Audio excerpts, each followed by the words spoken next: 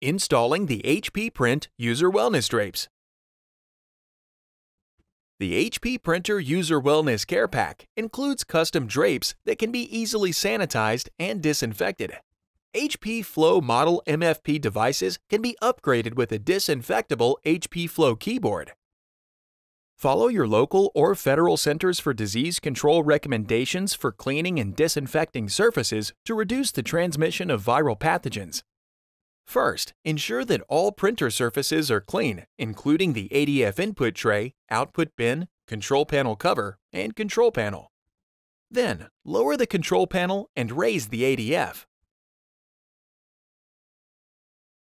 Place the drape over the control panel and secure it in place. Raise the control panel and install the drape on the control panel cover.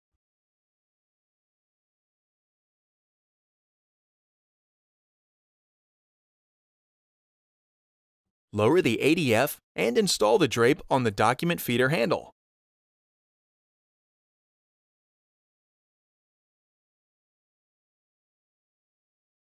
Install the drape on the document feeder input.